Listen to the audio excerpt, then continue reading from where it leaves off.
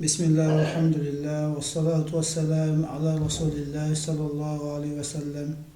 Inna alhamdulillah, nahmaduhu wa nasta'inuhu wa nastaghfiruh wa na'udhu billahi min shururi anfusina wa min sayyiati a'malina. Man yahdihillahu fala mudilla lahu wa man yudlil fala hadiya lahu. Wa ashhadu an la ilaha illallah wahdahu la sharika lahu wa ashhadu anna Muhammadan abduhu wa rasuluh. Assalamu alaikum wa rahmatullahi wa barakatuh. Bienvenue, très chers frères et sœurs en ma foi. Les louanges reviennent à Allah subhanahu wa ta'ala, le digne des louanges et de glorification, et que sa paix et sa prière soient adressées au prophète Mohammed alayhi salam, sa famille, ses compagnons et ceux qui suivront ses enseignements jusqu'au jour de la résurrection. Comme vous le savez, nous sommes à quelques jours du mois béni de Ramadan. On demande à Allah subhanahu wa ta'ala qu'il nous accorde ce mois dans la santé, dans l'aisance, ainsi que la foi. Et relativement à ce mois, le musulman et la musulmane doivent savoir certaines notions afin de pouvoir mieux aborder ce mois de jeûne, ce mois d'intense adoration et d'actes de charité, ce mois de Ramadan qui réunit tous les musulmans dans une adoration à travers le monde sans pareil, ce mois de Ramadan qui est un mois de miséricorde, qui est un mois de générosité, un mois durant lequel les gens se dépassent et se concurrencient dans l'accomplissement des bonnes actions. Et il ne faudra pas que, par manque de savoir ou par ignorance, nous puissions perdre les mérites liés à ce mois-là.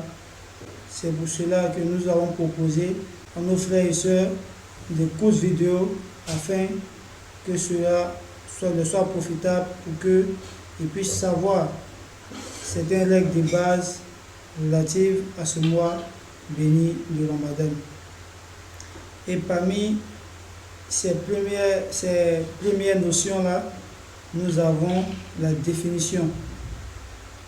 La définition du jeûne. Et quand on entend jeûner, c'est d'abord un mot qui a une signification dans la langue. Et quand on entend jeûner en islam, c'est un mot qui a une signification religieuse. D'abord, jeûner dans la langue, qu'est-ce que cela veut dire? La définition linguistique du jeûne revient tout simplement à s'abstenir de quelque chose, le fait de s'abstenir de quelque chose. Et en cela, on a le verset de la sourate Maryam où Zacharie dit Inni nadartu lirrahmani sawman falan ukallima al-yawma insiya. J'ai voué un jeûne à Allah subhanahu wa ta'ala et aujourd'hui je ne parlerai à personne. Donc son jeûne, c'était le fait qu'il ne parle pas à quelqu'un et qu'il se consacre à l'adoration d'Allah subhanahu wa ta'ala. Et dans la définition religieuse, le jeûne c'est le fait de s'abstenir de manger et de boire depuis l'aube, l'apparition de l'aube jusqu'au coucher du soleil, et de s'abstenir de tout ce qui peut rendre le jeûne, et avec l'intention de jeûner. C'est un peu long. Qu'est-ce que cela veut dire? Pour que une personne puisse dire qu'il est en état de jeûne en islam, il faudra qu'il arrête de manger et de boire depuis l'apparition de l'aube. Et maintenant, alhamdulillah, tous les moyens sont réunis pour nous faciliter cela. On a nos différentes radios nationales islamiques qui nous informent de quand est-ce qu'on doit arrêter de manger et quand est-ce qu'on doit rompre le jeûne.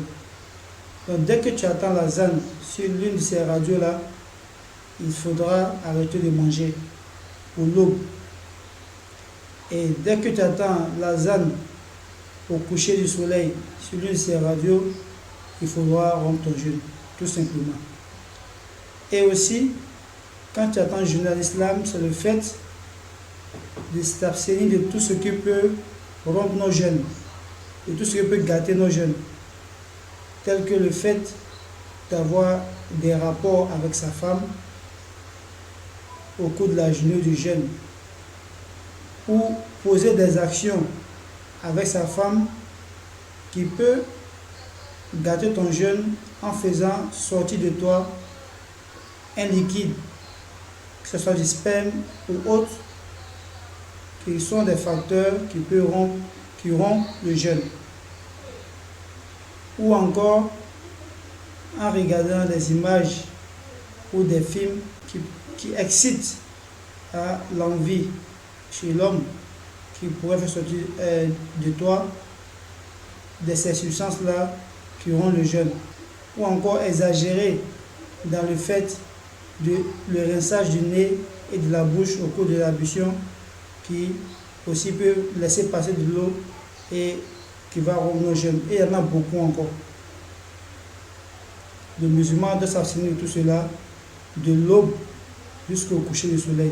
Et pour finir, celui qui fait tout cela, il doit avoir l'intention de jeûner. Parce que quelqu'un peut se lever le matin, il n'a pas mangé, il s'est couché, il se lève le matin, il n'a pas mangé, il n'a pas bu, et puis il ne mange pas au cours de la journée jusqu'au soir.